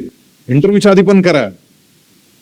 मुलांना त्यांच्या प्रत्येक परीक्षेच्या वेळेस हे करायला शिकवायचं. आपणही, मला एखादं व्यावसायिक डील करायचंय, मीटिंग आहे आणि मला माझंच म्हणणं खरं करून घ्यायचं, मला हवा तो भाव मला काढायचा आहे, हे करा आणि तुम्हाला चमत्कार घडावा, असे रिझल्ट मिळतील. हे त्या भगवद्गीतेतून मला शिकायला मिळालं. आणि ज्यावेळेस मी हे शिकायला लागलो, मी प्रयोग करायला लागलो, हे कसं घडवता येईल, मला काय करता येईल. निर्वैरच सर्वभूतेषु, ते जे मघाशी म्हटलं ना, शुभम करोति कल्याणम आरोग्यम धनसंपदाम शत्रुबुद्धी विनाशाय. ही शत्रुबुद्धी, याचा मला विनाश कसा करता येईल? माझ्या बरोबर शिकणारा आणि माझी आणि त्याची स्पर्धा असणारा एक विद्यार्थी माझ्या वर्गात आहे. माझं शत्रुत्व नाही असू शकत त्याच्यासोबत, तो माझा मित्र आहे, माझी स्पर्धा आहे, पण शत्रुत्व नाही. आमच्याकडे प्रॉब्लेम काय होतो, आम्ही शत्रुत्वावरच उतरतो डायरेक्ट. तसं नाही चालणार. आपल्याला ते डील करता आलं पाहिजे. आणि केवळ शत्रुत्वाच्या संदर्भातलं नाही येते, एकूणच समत्व. सुखदुःखे समे कृत्वा लाभा लाभौ जया जयौ. जय आणि पराजय, लाभ आणि हानी, सुख आणि दुःख, या प्रत्येकामध्ये मला ते समत्व प्राप्त करता आलं पाहिजे. सुखदुःखाला समान कसं समजता येईल? घरात दुःख आलं त्याला सुखासमान समजायचं? How is it possible? मी याच्यावर फार विचार केला की कसं शक्य आहे. मग घरातला एखादा प्रिय व्यक्तीचं निधन होतं आणि त्यावेळेस जो उमाळा येतो, त्यावेळेस जे मनाची चलबिचल झालेली असते, गालमेल झालेली असते, त्या दुःखाच्या प्रसंगी त्याला सुख समजू कसं? कृष्णानं सांगितलंय ते बाहेर आहे ना, ते तेवढ्यापुरतं तू रडून घे, पण ते आतमध्ये नाही शिरलं पाहिजे. तू आत एंट्री द्यायची नाही त्याला, नो एंट्री. त्याला नो एंट्री करता आली पाहिजे. कारण जे दुःख वर्षभराने सौम्य होणार आहे, जे दुःख 2 वर्षांनी 3 वर्षांनी पूर्ण नाहीच होणार आहे, ते तुला क्षणात पण नाही, जे नश्वर आहे ते क्षणात पण नाहीस करता येतं. त्याचे टेक्निक्स दिले. आणि मग सुख आणि दुःखात, ते सुखातही तेच झालं पाहिजे. मला जर रिझल्ट माझा जबरदस्त आला आणि पहिला नंबर आला तर हुरळून नाही जायचं. त्या यशानं हुरळणं हे सुद्धा तितकंच घातक आहे. त्यामुळे सुखात आणि दुःखात दोन्हीकडे, पण त्यापेक्षा जास्त महत्वाचं काय मग? सुखात नाही तर मग काय? हे सगळं चाललंय तर सुखासाठी ना? नाही, हे सुखासाठी नाही चाललेलं. हे सगळं जे चाललंय ते कशासाठी? याच्या संदर्भातला एक अत्यंत मोलाचा, महत्वाचा, माझा अत्यंत आवडता श्लोक आहे. त्यानं सांगितलं, प्रसादे सर्व दुःखानां हानिरस्योपजायते प्रसन्न चेतसो ह्याशु बुद्धी पर्यवतिष्ठते. बुद्धीला जर स्थिर करायचं असेल, ती प्रज्ञा जर प्रतिष्ठित करायची असेल, तर काय केलं पाहिजे? माझं चित्त मला प्रसन्न ठेवता आलं पाहिजे. सुख म्हणजे प्रसन्नता नाही बरं. मी एकदा आमच्या मुलांना विचारलं होतं, आनंदाच्या विरुद्धार्थी शब्द शोधूया चला. एकानं सांगितलं पटकन दुःख. म्हटलं दुःख कसं असेल? ते सुखाला विरुद्धार्थी शब्द आहे. खूप सुख सुख सुख झालं की दुःख येतं. काल मी हॉटेलमध्ये झोपलो, एसी लावलेला होता, मला लक्षात आलं नाही, थकलो होतो प्रवासात, झोपून घेतलं. रात्रभर एसी चाललं, सुखात झोप आली. सकाळी उठल्यावर पाहिलं खरखर खरखर व्हायला लागलं. झालं, दुःखात परिणती झाली. जितकं तुम्ही सुखात जाल तितकं दुःखाची परिणती येणार. कारण ते दुसरं टोक आहे. सुखाचं दुसरं टोक दुःख आहे. आनंदाच्या विरुद्धार्थी शब्द दुःख नाही आहे, तो सुखाच्या विरुद्धार्थी शब्द आहे. मुलांनी सांगितलं मला की खेद. म्हटलं खेद हा क्षणिक दुःखाचा परिचायक असा शब्द आहे. आणि त्यासाठी जे क्षणिक आनंद आहे त्याला हर्ष असं म्हणतात. म्हणजे रेल्वे स्टेशनवर गाडीची वाट पाहत उभे राहिले जे प्रवासी असतात, त्यांना अनाउन्समेंट ऐकू येत. काय ते? गोवा से मुंबई जाने वाली फलाना एक्सप्रेस 24 घंटा देरी से चल रही है, इस देरी के लिए हमें खेद है. ते बोलणाऱ्याच्या आवाजात पण खेद नसतो, पण क्षणिक दुःख मात्र प्रवाशाला झालेलं असतं, कारण त्याला त्या गाडीने जायचं असतं. मग जरा वेळाने जेव्हा गाडी येते तेव्हा तो ते खेद निघून जातो, तो गाडीत चढतो. मग हर्ष, अरे आली आली गाडी आली आता. तो एक क्षणिक आनंद आहे, थोड्या वेळानं पोहोचल्यावर संपणार आहे. आनंदाला विरुद्धार्थी शब्द काय? खूप शोधाशोध झाली, निराशा वगैरे बरेच शब्द सांगितले. अरे म्हटलं निराशा कसं असेल? ते आशेच्या विरुद्धार्थी शब्द आहे. मुळात आनंदाला विरुद्धार्थी शब्दच नाही आहे. आनंदाचे डोही आनंद तरंग. एकदा त्या डोहात उतरलं की तरंग आनंदाचेच दिसतात. मग त्याला अंतिम टोक हे परमानंद आहे. आणि ती मनाची स्थिती आहे, ती प्रसादाची स्थिती. प्रसादे, त्या स्थितीत जर आपलं मन राहिलं तर सर्व दुःखानां हानिरस्योपजायते. सगळ्या दुःखांची हानी करण्याचं सामर्थ्य त्या प्रसादामध्ये आहे. आता हा प्रसाद येतो कसा? कसा आणायचा तो प्रसाद? का मुलांनी त्या 22 आत्महत्या केल्या?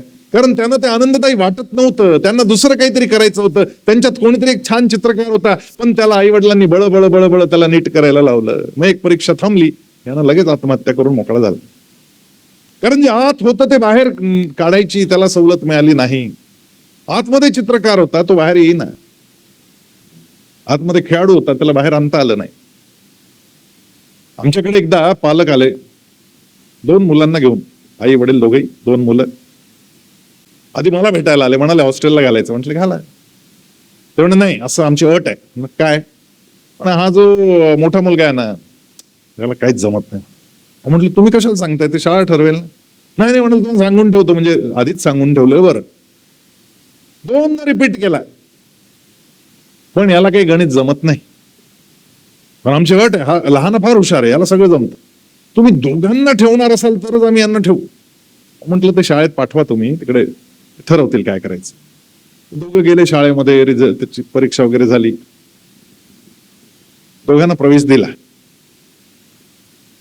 आठवड्याभरातच तक्रार आली शिक्षकाची, हे कोणाला घेतले भूत. तो वर्गात 2 वर्ष मोठा मुलगा, सगळ्यांच्या उंचीला मोठा तगडा, त्याला सगळ्याच्या मागे बसवावं लागेल कारण उंची त्याची जास्त. आणि मागे बसल्या बसल्या भलते उपद्व्याप करायचं, त्याचं मनच लागायचं नाही त्या वर्गात. त्या मॅडमने मला सांगितलं, अहो याला ना एक फार जबरदस्त कला आत्मसात आहे. म्हटलं काय? अहो हा तोंड न उघडता आवाज काढतो म्हणाला. म्हणजे कोणी आवाज काढला वर्गात हे कळतच नाही. आणि माझी पाठ फिरली फळ्याकडे, मुलांकडे पाठ फिरली की मागून पेपर बॉल आलाच म्हणून समजायचं. पेपराचे असे बोळे करायचे, मारायचे. वाह्यात पोरग म्हणे, याला काढा. म्हटलं नाही, असं नाही, त्याला ना आपण नीट करू. आमच्याकडे नीट करतो बरं का, म्हणजे तुमच्याकडे नीट फार जोरात होतं, नीटची परीक्षा तुम्ही, आम्ही पोरं नीट करून टाक. त्या पोराला हॉस्टेलमध्ये सांगितलं सकाळी 6 वाजता हा मैदानावर गेला पाहिजे. आता हा तगडा एकदम, सगळ्यांच्यापेक्षा उंच, 6 फूट उंचीचा. त्याला उठवून नेणं म्हणजे 4 माणसं लागायची. पण केलं का, आता काय आदेश आला चेअरमनचा, त्यामुळे करावं लागतं. उचलून त्याला घेऊन जायचे. तो खेळायला लागला, बास्केटबॉल खेळायला लागला. त्याची उंची छान होती, त्यामुळे त्याला जमायला लागलं. हळूहळू त्याचं मनही रमायला लागलं.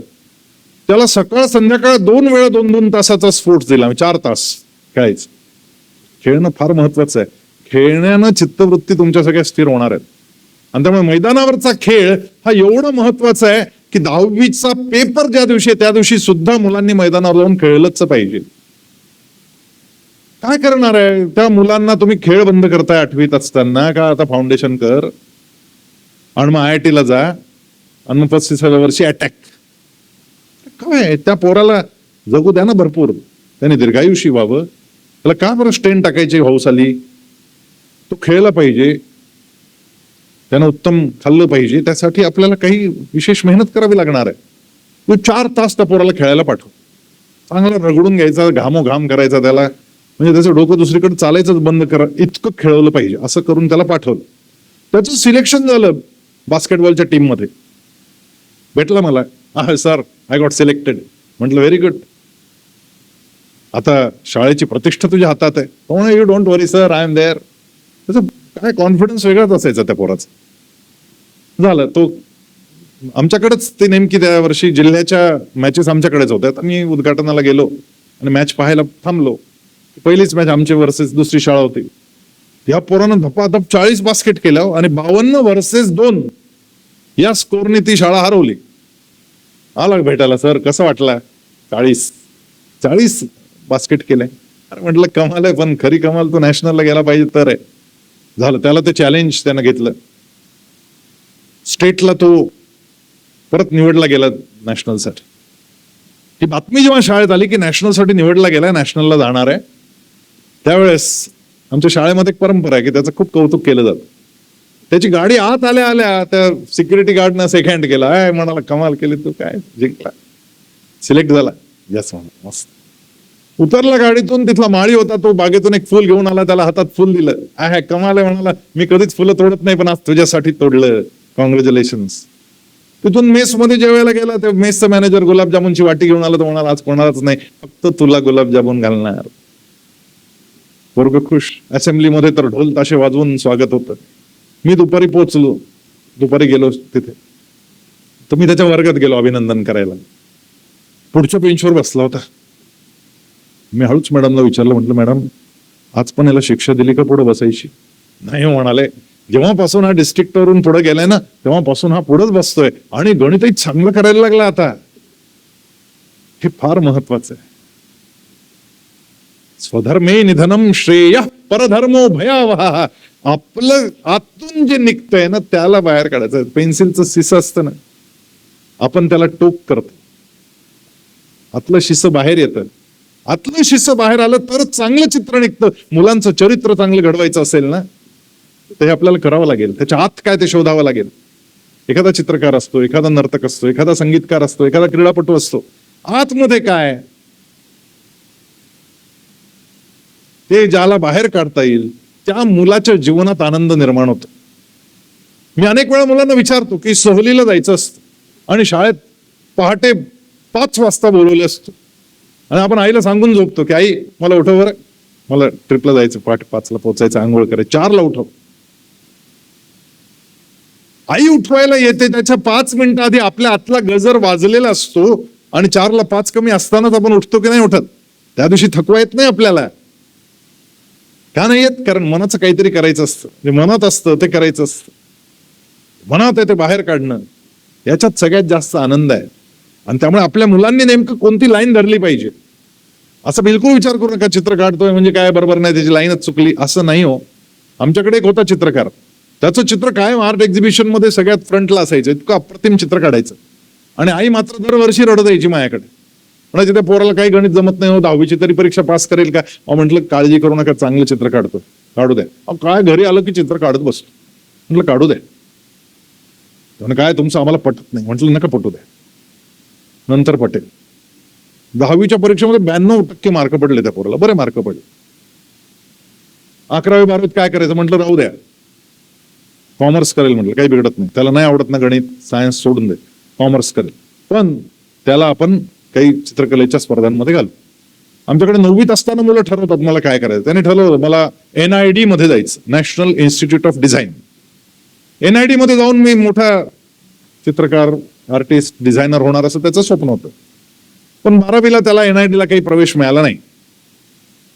आले आई रडत, तुम्हाला सांगितलं होतं मी, नका नाही. शेवटी म्हटलं थांबा ना, अजून बरंच काही आहे. त्यांनी अर्ज केलेले आहेत, NIFT, त्याला मिळाला प्रवेश. NIFT, national institute of fashion technology. पण कॅम्पस मिळालं पटना. परत रडत आले, पटना बिहारमध्ये टाकायची का पोरं? म्हटलं ते पटनाला टाकायची, ते कॅम्पसमध्ये टाकायची, बिहारमध्ये नाही टाकायची. एकदा पाहून या कॅम्पस. गेले कॅम्पस, पाहून आले, समाधानी झाले, पोरग टाकले. करोना लागला. त्यानं चित्र काढलं होतं एक स्पर्धेसाठी, त्या चित्राचं निवड झाली नॅशनलला पाठवायला, आणि म्हणून नितीश कुमारांच्या हस्ते 1 लाखाचं पारितोषिक त्याला मिळालं. व्हॉट्सअपला मेसेज टाकला, 1 लाखाचं बक्षीस मिळालं. म्हटलं किरकोळ आहे, थांबा अजून जरा. थोड्या दिवसांनी परत मेसेज आला की नॅशनल लेवलला सुद्धा सिलेक्ट झालाय. पण नॅशनल, स्टेट पासून नॅशनलच्या मध्याच्या काळात अनेक उत्तम डिझायनर्सच्या सोबत त्याचं इंटरॅक्शन झालं. भारतातले सर्वोत्तम डिझायनर्स त्याच्याशी बोलतायत, त्याला गाईड करतायत. आणि हा मुलगा नॅशनलहून सिलेक्ट झाला. दुबईमध्ये त्याचं पुढचं प्रदर्शन भरणार होतं. परत नितीश कुमारांनी 5 लाखाचं बक्षीस दिलं त्याला. त्याचा तो कोर्स पूर्ण झाला, तोपर्यंत अनेक बक्षिसं त्याला मिळाली. आणि एक दिवशी माझ्याकडे मुलगा आला, मला म्हणाला, सर मी म्हंटल होतं मी NID ला जाईन, पण आता मला IIT ला जायचंय म्हणाला पोस्ट ग्रॅज्युएशनसाठी. म्हटलं कोल्ह्याला द्राक्ष आंबट, तुला प्रवेश मिळाला का? नाही म्हणे सर मिळेल प्रवेश मला, पण आता नाही घ्यायचा मला प्रवेश. म्हटलं तू हे मिळाल्यावर सांगितलं तर मी समजू शकेन बाबा. तुला प्रवेश मिळालेला नाही, तू म्हणतो मला तिकडे जायचंच नाही, याला काय अर्थ आहे? तो म्हणे सर त्याचा रिझल्ट पुढच्या आठवड्यात आहे, पण मी IIT ला जायचं ठरवलंय. म्हटलं तू मला रिझल्ट दाखव, बाकी जाऊ दे. तो आला पुढच्या आठवड्यात परत, सर रिझल्ट आला म्हणाला. पहा, मी आपलं खालून पाहायला सुरुवात केली, कारण आपल्याला सवयच असते तशी. आपल्या पोराचं नाव वर टॉपला येईल असं आपल्याला शाश्वती कमीच असते. खालून पाहिलं, अहो 1 नंबरला पोरग, ते ओपन कॅटेगरीतून नंबर 1 सिलेक्शन झालेलं. तो म्हणाला सर नंबर 1 वर आहे माझं सिलेक्शन, पण तरी पण मी तिकडे जाणार नाहीये, मी IIT गुवाहाटी सिलेक्ट केलंय, तिकडे जाणार. गेला 2 वर्ष त्यांनी तिकडं पोस्ट ग्रॅज्युएशन केलं. त्याच्यानंतर एक दिवशी मला बेंगलोरून विमानातून येताना मला विमानात भेटला. मला मी विचारलं, अरे काय रे, काय करतोयस? तो म्हणे, सर मी जॉब करतोय सध्या. म्हटलं किती पॅकेज? तो म्हणे, जॉबचं 24 लाखाचं पॅकेज आहे, त्या व्यतिरिक्त काही फ्रीलान्स काम करतो, त्याचे लाखभर रुपये महिन्याला मिळतात, आणि प्लस IIT गुवाहाटीला ऑनलाईन शिकवतोय म्हणाला सध्या, त्याचे लाखभर, असे 4 लाख रुपये, 48 लाख रुपये वर्षात. अरे म्हटलं, काय म्हणतोस? आत्ता सुटलाय, आत्ताशी पहिला जॉब आहे, आणि पहिल्याच जॉब मध्ये तुला एवढे पैसे कमवतोयस? मी विमानातून उतरले पहिले आईला फोन लावला, म्हटलं आता या भेटायला. पोरगा 48 लाख रुपये कमवत आहे, आणि मनानं जे त्याला आवडतं ते करतंय, हे सगळ्यात महत्वाचं आहे. त्याला त्याचं प्रेशर वाटत नाही, त्याला त्याचं दुःख होत नाही, आनंदाची निर्मिती आतून होते. प्रसन्न चेतसो ह्याशु बुद्धी पर्यवतिष्ठते. ज्याचं मन आतून प्रसन्न झालंय ना, त्याची बुद्धी प्रतिष्ठित झाल्याशिवाय राहत नाही. आपल्या मुलांनी जर सर्वोच्च यश संपादित करावं असं वाटत असेल आपल्याला, त्याला काय करायचंय ते जाणून घेण्यासाठी त्याच्या आत उतरावं लागेल आणि संवादी व्हावं लागेल. हा जर संवाद आपण घडू शकलो तरच आपल्याला हे शक्य आहे, तरच आपली मुलं जिंकणार आहेत. त्यानं सांगितलं, तुझे शत्रू ते नाहीच आहेत, काम, क्रोध, लोभ हे तुझे शत्रू आहेत. त्यामुळे माझा शत्रू माझा कॉम्पिटिटर वर्गातला नाहीच आहे मुळात. मीच माझा शत्रू असू शकतो आणि मीच माझा बंधू असू शकतो. मग माझ्यात जी कमतरता आहे ती मला कशी कमी करता येईल, आणि माझ्यात ज्या स्ट्रेंथ आहेत त्या मला कशा वाढवता येतील. विकनिंग द विकनेसेस आणि स्ट्रेंथनिंग द स्ट्रेंथ्स, असं कॉम्बिनेशन आपल्याला आणावं लागेल. आणि त्याचं एकमात्र साधन आहे की अशा पद्धतीच्या शाळा, रोटरी सारख्या जेव्हा जागोजागी होतील आणि मुलांना अशा पद्धतीच्या अनेक संधी ज्यावेळेस उपलब्ध होतील, त्यावेळेस खऱ्या अर्थानं मुलांना जो चॉईस माझा आहे, का आवडतं मुलांना शाळेत यायला? कारण गेल्या गेल्या काहीतरी ते करायला मिळतं जे त्याला करायचं, म्हणून मुलांना त्या शाळेमध्ये यावंसं वाटतं. हे जे समत्व आहे, सुखात दुःखात, यशात अपयशात. अपयश म्हणजे काय लगेच जीवन संपवण्याचा विषय नाही आहे. किरकोळ कारकोळ अपयश जीवनामध्ये येत राहणार आहेत. हे पहिलं आलं, अजून पुढे खूप येतील.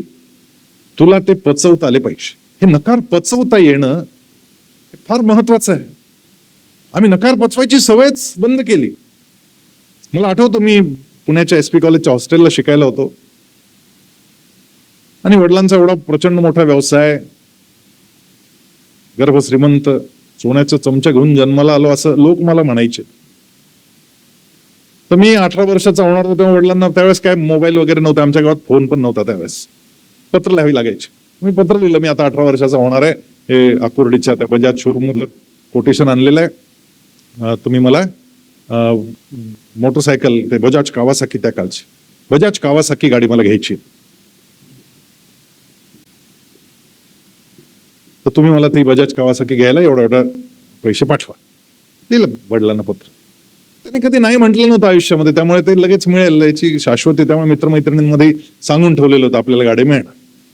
ऐन वाढदिवसाच्या दिवशीच पत्र आलं. अत्यंत उत्सुकतेनं पत्र उघडलं. रूममेट्स लगेच डोकं घालायला होतेच, काय आलं का, गाडी आली का, कारण आमचं ठरलं होतं.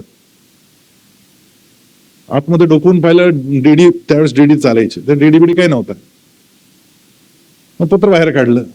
मला वाटलं लिहिलं असेल, तू कशाला एवढी तसदी घेतो तिथे जायची, मी कुठूनच तुला गाडी पाठवतो वगैरे, असं लिहिलं असेल काहीतरी. म्हणून अत्यंत उत्साहानं पत्र वाचायला सुरुवात केली. वडिलांनी मला लिहिलं होतं, तुला अनेक उत्तम आशीर्वाद, तू 18 वर्षाचा पूर्ण होतोयस, आता तू सज्ञान होतोयस, तुला मतदानाचा अधिकार प्राप्त होणार आहे, अतिशय आनंदाची गोष्ट आहे. त्या निमित्तानं तुला अनेक अनेक शुभेच्छा आहेत. पण तुला मोटरसायकलची आवश्यकता का भासावी हे काही मला कळालं नाही. तुझं हॉस्टेल आणि तुझं कॉलेज याच्यात केवळ 100 मीटरचं अंतर आहे, आणि इतक्यासाठी मोटरसायकलची बिलकुलच गरज नाही आहे. त्यामुळे वाढदिवसाला मोटरसायकल गिफ्ट देण्याच्या ऐवजी तुमच्या कॉलेजमध्ये जो स्विमिंग पूल आहे तिथे रोज सकाळ संध्याकाळ तू जात राहावं, त्याच्यासाठीची लाईफ मेंबरशिप तू हवं तर घ्यावीस. त्याची जी काही फी असेल ती मी तुला तुझ्या वाढदिवसाचं गिफ्ट म्हणून पाठवीन. मोटरसायकलचं तुर्तास नको, पुढे पाहू, हॅपी बर्थडे. हसताय राव. माझं काय झालं असेल तुम्ही विचार करा. म्हणजे आपलं आडनाव मालपाणी का त्या दिवशी कळालं मला, माहितीये. बापाकडे एवढा माल असताना पोराच्या डोळ्यात पाणी. फार तनतन केली मी, सगळी फनफन केली, आईकडे झालो, भावाकडे बोललो, काय एक मोटरसायकल देता येत नाही, किरकोळ 18,000 रुपयाची मोटरसायकल दे. घरी गेलो मी गावी आणि मी आईला अद्वतत्व बोललो, म्हटलं काय नाही, मला यायचंच नाही म्हटलं, आता एवढं माझा एवढा अधिकार नाही, मला मोटरसायकल नाही मिळत. वडील आतमध्ये होते, त्यांना ऐकू जावं असंच मी बोलत होतो, आतल्या खोलीत होते. आतून आवाज आला, मी जेव्हा म्हणालो की मी काही येणार नाही परत, मग ते मला त्यांनी आतून आवाज दिला, नाही आला तरी चालेल, मोटरसायकल मिळणार नाही. खणखण आहे. आता माझ्यासमोर प्रश्नच उभा राहिला, आता बोलून तर गेलो आपण नाही येणार, आता सुट्टीत करायचं काय. माईनं असं पाठीवरून हात फिरला, असं नाही म्हणा, दिवाळीला ये. म्हटलं ठीक आहे, तू म्हणते ते येतो. त्याने नाही दिली वर्षभर, मी तनतन फनफन करत राहिलो, त्याने नाही तर नाही दिली. आता आज ते या जगात नाही आहेत, पण आता जेव्हा जेव्हा मी तो प्रसंग आठवतो ना, त्या वेळेस माझ्या लक्षात येतं की त्यांनी जे केलं ते अतिशय योग्य केलं. तो जो नकार मला पचवायला लावला त्यांनी त्यावेळेस, तो एक नकार पचवल्यामुळे अनेक नकार जीवनामध्ये ज्यावेळेस नियती नाही म्हणून सांगते की हे तुला मिळणार नाही, ते अनेक नकार पचवण्याची जी ताकद असते ना, ती ताकद त्या एका नाहीनं माझ्यात तयार केली होती.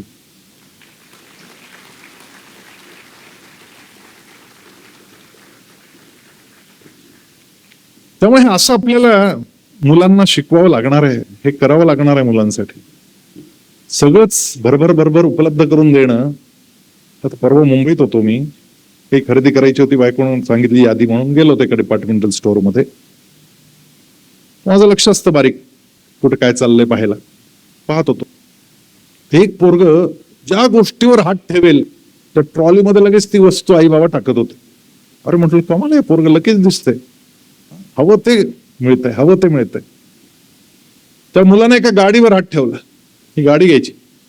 वडील म्हणाला मागच्याच आठवड्यात घेतली ना तुला ही गाडी, तर नाही ती लाल आहे, आता पिवळी घ्यायची. हट्टच धरला त्यांनी. शेवटी आई वडील म्हणाले घे बाबा पिवळी, तर पिवळी गाडी घेतली. आता झालं ना, आवरलं ना, तर नाही. तो पोरगा काय म्हणाला, मी याच गाडीत बसून घरी जाणार म्हणाला. आता काय जोक आहे का, काय मुंबईच्या ट्रॅफिक मध्ये त्या गाडीत बसून जाणं शक्य आहे का. पण ते पोरग काही आवरायला तयार नव्हतं, डोकं आपट पार, त्याने दिसा काही धिंगाणा घातला तिथे, काही विचारताच होईना. आम्ही सगळे ते पाहायला लागलो की काय चाललंय हे. तर तिथे एक सेल्समन उभा होता, तो सेल्समन म्हणाला मी बोलू का मुलाशी. तर हे ह्यांनी नांगे टाकले होते, त्यामुळे ते म्हणाले बोल. तो खाली बसलाय. सेल्समन कानाशी गेला त्या पोराच्या, कानात काहीतरी बोलला आणि पोरग एकदम असं टरकलं. ते म्हणाल ठीक आहे, माझी गाडी तुमच्या गाडीत ठेवा, आपण जाऊ घरी. क्षणात 15 मिनिटं ते महाभारत चाललं तिकडे, आणि या सेल्समन नुसतं मंत्र कानात फुंकायचा अवकाश, आणि ते लगेच पोरग तयार झालं. ते गेले निघून, मी थांबूनच राहील. मी म्हंटल मला रोटरी शाळेत जायचं, अनेक पालक भेटणार आहेत, त्यांना हा मंत्र मला सांगितलाच पाहिजे. म्हणून मी त्या सेल्समनला विचारलं, म्हटलं बाबा तू त्याच्या कानात काय सांगितलं तेवढं मला सांग. तो म्हणे काय नाही, काय नाही. नाही म्हटलं मी ऐकणार नाही, मला ते मंत्र खेडमध्ये जायचंय जाऊ. तो काय मंत्र होता. तो म्हणाला हो खरंच काही नव्हतं, मी काहीच नाही बोललो. नाही म्हटलं असं नाही, तुम्ही जे बोलला ते सांगा मला. तो म्हणे नाही होत. अहो म्हटलं नाही, मी हलणार, मी जाणार नाही, तुम्ही मला सांगावंच लागेल. तो म्हणाला मी एवढंच बोललो त्याला, गपचूप घरी जाणे तर इथंच कानाखाली आवाज काढेल तुझ्या.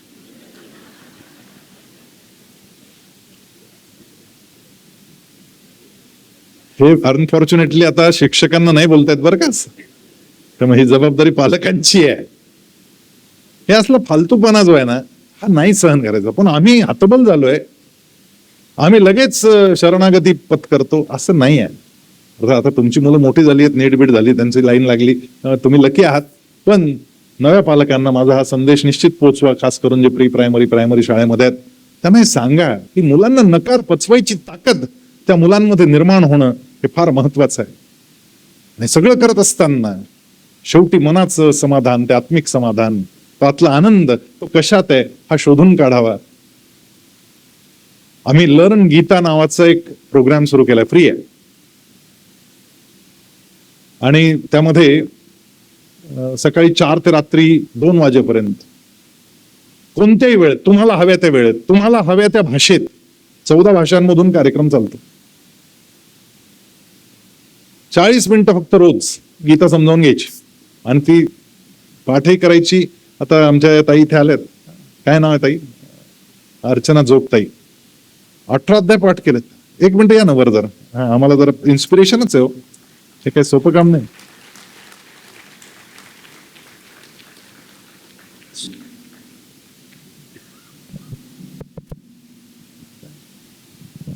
हे केली की नाही?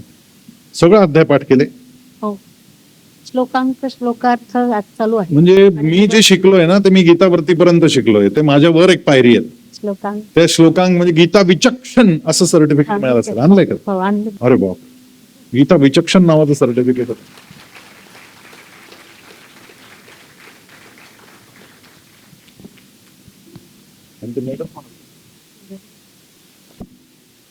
मार्कशीट्स आहेत, हे ते सर्टिफिकेट आहे, त्याच्यावर हे गीता व्रतीचं सर्टिफिकेट. 600 पैकी 600 म्हणजे परफेक्ट आहे. अरे बापरे, कमाल आहे. म्हणजे एकही चूक झालेली नाही, एकदाही अडकलेलं नाही. ते मेडल मिळालंय. वा वा वा, फारच छान, सुंदर मेडल पण मिळालंय. पण तयारी आहे का आज? एखादं विचारू? 12-15 12व्या अध्यायातला 18वा श्लोक. 12चा 18वा. यो न रुष्यति न द्वेष्टि. बोला.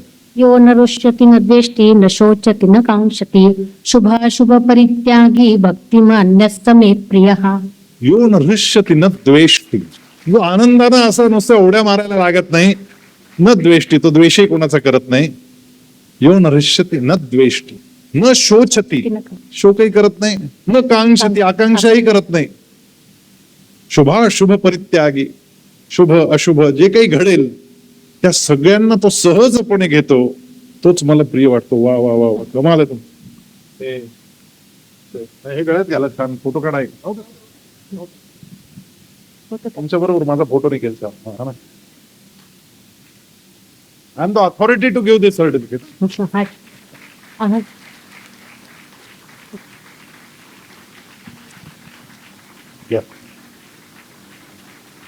अभिनंदन.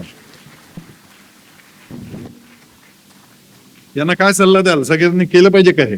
तुम्हाला मजा आली काय? हो, म्हणजे 24 तासात ना 1 तास मला फक्त झोपायला पाहिजे असं मला वाटते. 24 तास मी दिवस रात्र तेच करत असते.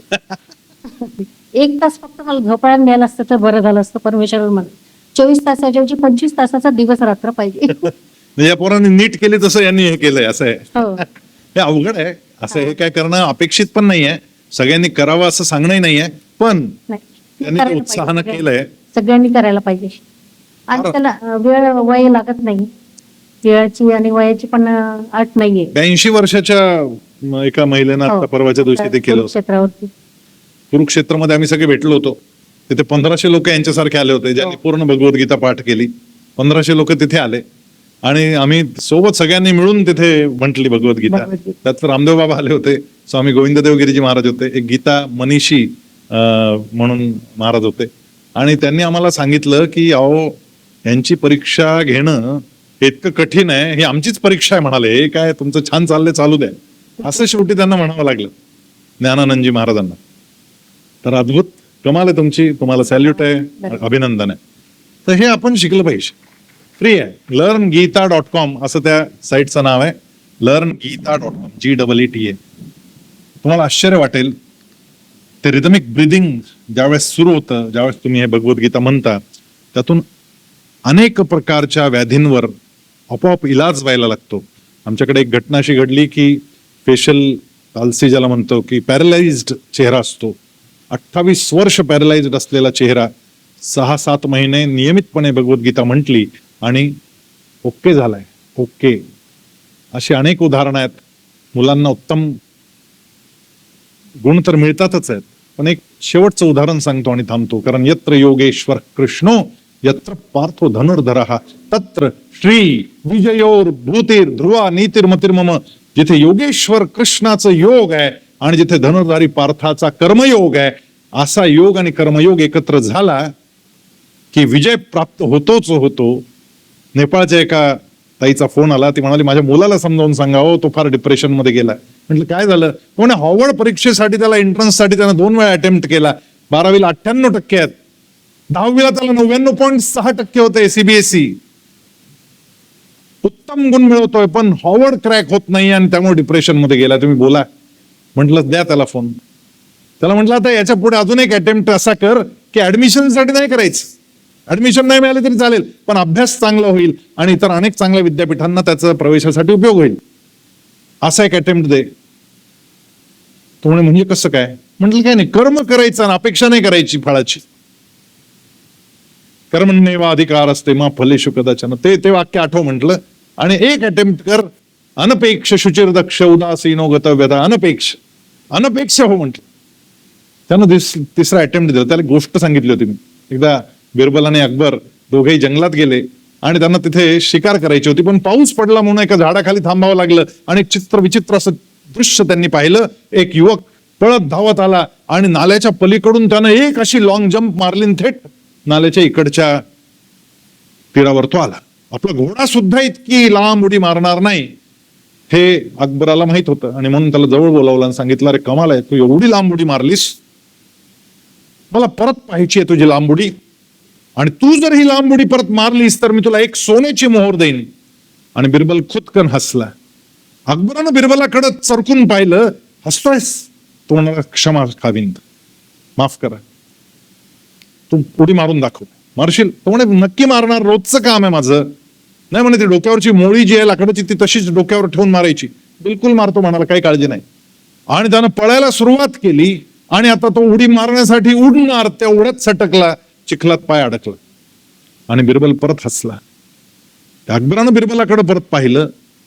बिरबल म्हणाला, नाही जमणार खाविंद, नाही जमणार. म्हणे का? तो म्हणे, याचं कारण आहे, येताना त्याच्या डोक्यावर फक्त लाकडाची मोळी होती, आता त्या लाकडाच्या मोळीवर सोन्याच्या नाण्याचा भार चढलाय. अपेक्षांचं ओझं घेऊन हा आता पळणार आहे, नाही पळता येणार, हा सटकणार. अपेक्षांचं ओझं घेऊन नाही पळतायत माणसाला. आणि त्यामुळे आपली मुलं ज्यावेळेस अशा पद्धतींचा पराक्रम गाजवण्यासाठी निघत असतात त्यावेळेस एक गोष्ट आपल्याला पदोपदी त्यांना सांगायची असते की प्रयत्न करणं तुझ्या हातात आहे, फळाची अपेक्षा नाही करायची. जे होईल ते होईल, don't worry, we are all with you. हा पुन्हा पुन्हा त्या मुलांच्या मनात विश्वास जागा केला पाहिजे की माझा सगळा परिवार, माझं जे होईल ते होईल, पण माझा परिवार माझ्या सोबत उभा आहे, माझे शिक्षक माझ्या सोबत उभे आहेत. यत्र योगेश्वर कृष्णो यत्र पार्थो धनुर्धरः. आपण सगळे कृष्ण होऊन आपल्या त्या पार्थाच्या सोबत घट्ट उभं राहिलं पाहिजे. तत्र तिथे धृती येते, तिथे धैर्य येतं, तिथे तो विजय येतो, तिथे लक्ष्मी येते आणि तिथे सगळंच जग जिंकता येतं. जानो गीता, बनो विजेता. धन्यवाद.